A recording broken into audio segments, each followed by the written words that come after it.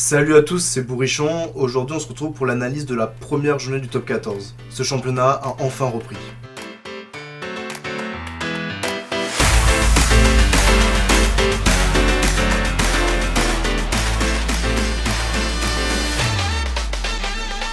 En premier lieu, j'aimerais parler donc des matchs qui m'ont plutôt plu. Tout d'abord, je trouve que le tout premier match de cette saison de top 14, Bayonne-Toulouse, était très agréable à regarder. On a vu des Bayonnais entreprenants avec un Camille Lopez en feu qui a claqué 2 drops lors de ce match, et des Toulousains qui, malgré une équipe largement remaniée due à la Coupe du Monde, essayaient de proposer du jeu quand même. Bon, au bout de 50 minutes, ils ont craqué physiquement, c'est normal vu l'équipe, mais c'était un match quand même qui restait très agréable. Tout comme le Oyonnax-Clermont. Alors ce match, je n'avais clairement pas prédit une victoire de Oyonnax. Si vous avez vu ma vidéo sur le classement du top 14, je vois Clermont 6ème et Oyonnax dernier. Dans la logique des choses, Clermont n'a pas beaucoup d'absents avec la Coupe du Monde. J'aurais pensé que Clermont aille faire un coup à Charles Maton. Sauf que non, les Oyonnaxiens ont développé du beau rugby et ont totalement roulé sur cette équipe de l'ASM en seconde période. C'est une petite surprise et je suis content de voir que maintenant les promus arrivent à avoir le niveau du top 14 dès les premières journées.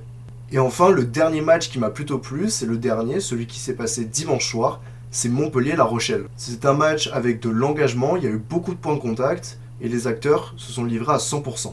Je vais souligner l'énorme performance d'un perdant, certes, mais de Judicaël Cancorier, qui a fait pour moi un énorme match, qui a été partout. C'était un gros porteur de balle, et franchement, il m'a plutôt plu Judicaël Cancorier avec le maillot de La Rochelle. Malgré tout, je pense que La Rochelle aurait pu viser mieux, parce qu'ils ont quand même eu beaucoup d'occupation et beaucoup de possession dans ce match, et Montpellier, à l'inverse, a été plutôt réaliste. Et je vais les féliciter parce que je pensais que Montpellier allait craquer face à La Rochelle.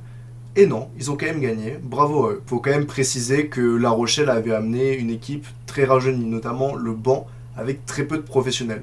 Maintenant, je vais parler des matchs qui m'ont plutôt déçu. Tout d'abord, j'attendais beaucoup du Racing Union Bordeaux-Bègles. Sur la pelouse de l'Arena, on le sait, ça va vite. En plus, c'est deux équipes qui aiment plutôt le jeu.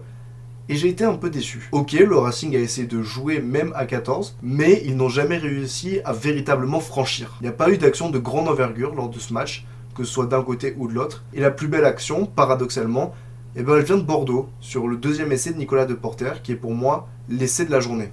On voit que Bordeaux enchaîne donc du large, avec des percussions d'avant, et puis à un moment, Paul Abadi voit qu'il n'y a personne dans la zone derrière, personne ne couvre, et il décide donc de faire un petit jeu au pied par-dessus avec Nicolas Deporter qui suit parfaitement bien. Pour moi, c'est l'essai de la journée.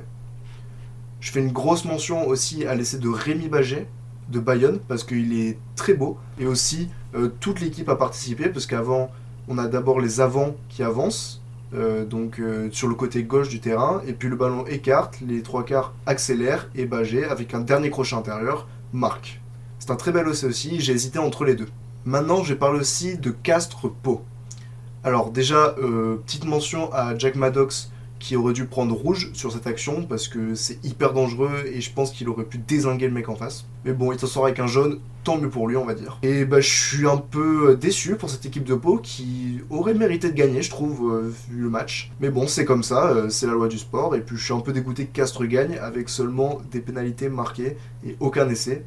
Bon, ok, il y en a eu 2 refusés, mais quand même aucun essai au compteur. Maintenant, je vais vous parler de l'équipe de la journée. Pour moi, l'équipe de la journée, c'est clairement le Stade Français Paris. C'est pour ça que j'ai mis ce maillot. Le Stade Français Paris, ils sont allés gagner à Perpignan avec une équipe type des deux côtés, hormis Macalou quand même au Stade Français. Et franchement, je m'attendais pas à un résultat aussi important. Ça ne me choque pas que le Stade Français a gagné à Perpignan, mais d'aller gagner avec quasiment 30 points d'écart, ça par contre ça me choque un peu plus. Bravo au Stade Français qui fait la meilleure opération pour moi en vue de la qualification en fin d'année. Je vais mettre une mention spéciale aussi à Lyon qui gagne avec le bonus offensif. Un bonus offensif miraculeux quand même, miraculé, face à l'équipe de Toulon avec une erreur, une relance totalement stupide des Toulonnais. Je n'ai pas compris pourquoi ils ont tenté ça. Autant concéder une touche sur cette action. Enfin, Emric Luc là il a pété un câble. Mais bon, s'ils ont le bonus offensif, c'est qu'ils sont allés le chercher. Et j'ai aussi une grosse pensée pour Jean-Marc Doussin et Jefferson Poirot, les deux gros blessés de cette première journée de top 14. Jean-Marc Doussin, a priori, ça serait terminé pour la saison déjà, dès la première journée. Donc on lui en renvoie de la grosse force. Maintenant, je vais parler des joueurs qui m'ont marqué lors de cette première journée. Alors d'abord, j'en ai déjà parlé, Judicaël Cancorier, je trouve qu'il a fait un excellent match contre Montpellier, avec La Rochelle.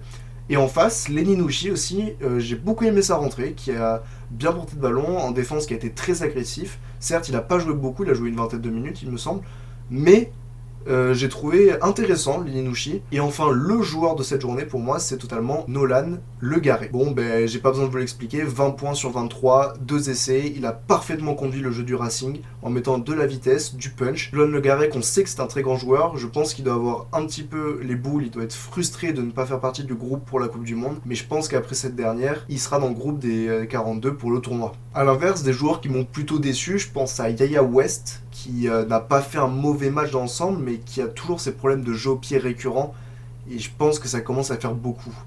Alors certes, à Toulon l'an dernier, on lui avait délaissé cette charge, on l'avait laissé plutôt à Baptiste Serin, Benoît Payog ou encore Dan Bigard, mais là je trouve qu'il y a West, en fait, il faudrait qu'il franchisse un cap, il a plus de 30 ans quand même, et ça doit être vraiment mental parce que son jeu au pied dans le jeu courant est bon. Le jeu courant à la main est très bon aussi, mais par contre, dès qu'il faut taper au pied pour les pénalités, il n'y a plus de mental.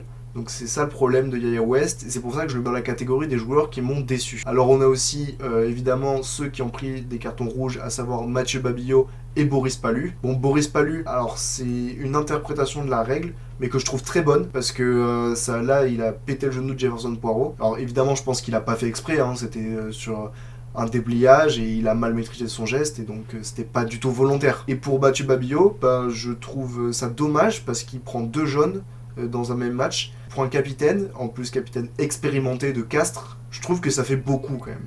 Donc je mets ces 3 joueurs dans les flops, entre guillemets. Même si je trouve qu'aucun joueur n'est passé vraiment à côté. Enfin bref, c'est déjà la fin de cette vidéo. Alors si toi t'as une équipe qui t'a particulièrement impressionné, ou à l'inverse qui t'a particulièrement déçu, n'hésite pas à me le mettre en commentaire. Je vais tous les lire et j'adore que vous me fassiez des retours. N'hésitez pas à vous abonner, à mettre un like et activer la cloche. Moi ça m'aide parce que je suis qu'au début de ma chaîne, et donc ça me permet d'avoir plus de visibilité.